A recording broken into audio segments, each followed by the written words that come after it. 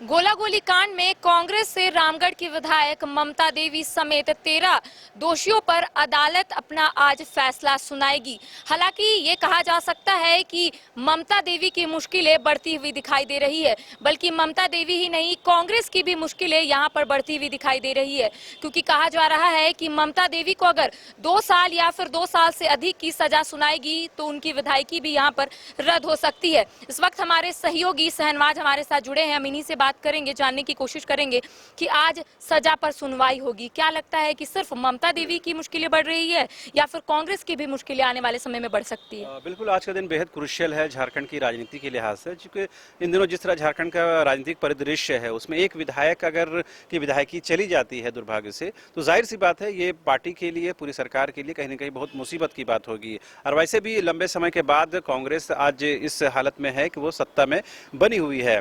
पिछले दिनों ही उन्होंने अपने 3 विधायकों को जो कैश कांड में शामिल थे उनको निलंबित कर दिया है।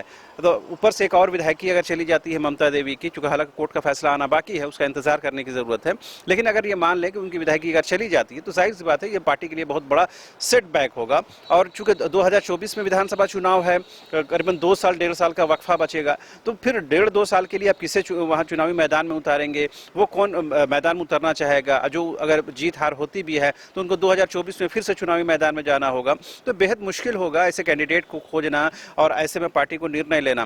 बहरहाल कोर्ट के इंतजार, निर्णय जो भी हो उसका इंतजार जरूर करने की जरूरत है, लेकिन इसका जो भी निर्णय हो उसका राजनीतिक इम्पैक्ट क्या होगा, पॉलिटिकल इम्पैक्ट क्या होगा, इस बात को समझने की बेहद ज़रूरत है। क्योंकि इन दिनों झारखंड की हेमंत सोरेन सरकार मुश्किल दौर से गुजर रही है, लगातार जांच एजेंसियों की कार्रवाई चल रही है, एक एक विधायक पर नजर रखी जा रही है। आपको याद होगा कि पिछले दिनों ही जब विधायकों की खरीद फरोख्त की आशंका व्यक्त की गई तो तमाम जो यूपीएफ होल्डर के विधायकों को यहाँ से छत्तीसगढ़ रायपुर ले जाया गया, वहाँ पर रखा गया। तो जाहिर सी बात है सरकार भी कहीं ना कहीं डरी सहमी हुई है। ऐसे में एक एक विधायक का इंपॉर्टेंस बहुत ज़्यादा बढ़ जाता है।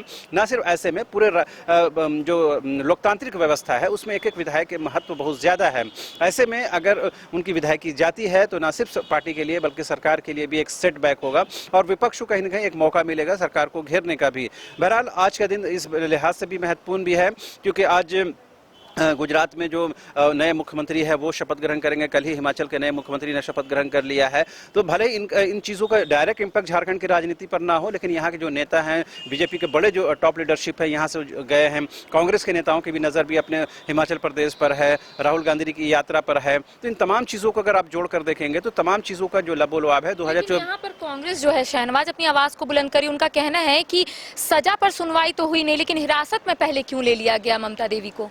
अब देखिए, राजनीतिक तौर पर आरोप प्रत्यारोप आप कर सकते हैं, लेकिन जो भी पुलिस का जो प्रोसीजर है, जो उनकी प्रक्रिया है, उसी के तहत कार्रवाई होती है। आपको कोई शिकायत हो, जाहिर सी बात है कोर्ट में मौका रहता है, प्लेटफॉर्म है, कोर्ट में आप अपनी शिकायत दर्ज करा सकते हैं अपने अधिवक्ता के माध्यम से। लेकिन इस बात से इनकार तो नहीं किया जा सकता है ना कि जो भी गोलीकांड हुई है उसमें कहीं ना कहीं विधायक ममता देवी की संलिप्तता पाई गई है, जिसकी वजह से आज वो मुश्किल दौर से गुजर रही हैं। ऐसे में देखने वाली बात यह होती है कि आगे क्या कुछ होता है, लेकिन झारखंड की राजनीति के लिहाज से ये बेहद महत्वपूर्ण दिन है और देखने वाली बात यह होगी कोर्ट के निर्णय के बाद कांग्रेस की और पूरी सरकार की क्या प्रतिक्रिया होती है। दूसरी बार हो गया कि कांग्रेस के जो विधायक हैं उन पर सवाल उठ रहे हैं। इससे पहले जो कैश कांड में 3 विधायक, उसके बाद अब ममता देवी। तो क्या कांग्रेस की मुश्किलें अब आने वाले समय में और ज्यादा बढ़ सकती है इसको लेकर, क्योंकि 2024 की तैयारियों में फिलहाल कांग्रेस जुट चुकी है? बिल्कुल, इससे पहले आपने देखा होगा कि बंधु तिर्की जो पार्टी के कार्यकारी अध्यक्ष हैं उनकी विधायकी भी इसी तरह से जा चुकी है।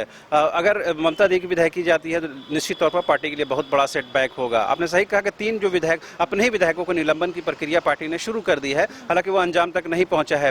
कल ही जो अनुशासन समिति के अध्यक्ष है बृजेंद्र सिंह, उन्होंने एक प्रेस विज्ञप्ति जारी की है कांग्रेस की तरफ से और ये बताया है कि कोई भी पार्टी नेता अनाप शनाप बयानबाजी ना करें, टॉप लीडरशिप के बारे में कुछ भी अनर्गल बयान नहीं दें।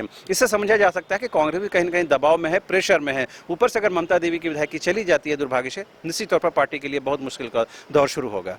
तो जाहिर सी बात है कि कांग्रेस में लगातार जो मुश्किलें हैं वो बढ़ती हुई दिखाई दे रही है। इससे पहले बंधु तिर्की की विधायकी रद्द, उसके बाद अब ममता देवी को भी लेकर कई जो बातें हैं वो निकलकर सामने आ रही है। हालांकि आज सजा पर आज सुनवाई होगी, फैसले होंगे और आने वाले समय में ये जरूर स्पष्ट हो जाएगा कि आखिर ममता देवी को कब तक या फिर कितने साल तक सजा होगी। हालांकि अब आने वाला समय में जरूर ये स्पष्ट हो जाएगा, लेकिन कहा जा सकता है कि जिस तरीके से 29 अगस्त 2016 में ममता देवी को लेकर कई जो बातें निकलकर सामने आ रही थी या फिर जो वहां पर तत्कालीन वीडियो थे गोला के, वो भी एफआईआर किए थे रजरप्पा में जाकर। तो ये तमाम जो चीजें वो निकलकर सामने आ रही है। अब देखना यही होगा कि आखिर ममता देवी को लेकर क्या कुछ सजा की सुनवाई पर क्या कुछ निकलकर सामने आता है। कैमरा पर्सन संजय के साथ सहयोगी सहनवाज करिश्मा सन्ना, बाइस्कोप, रांची।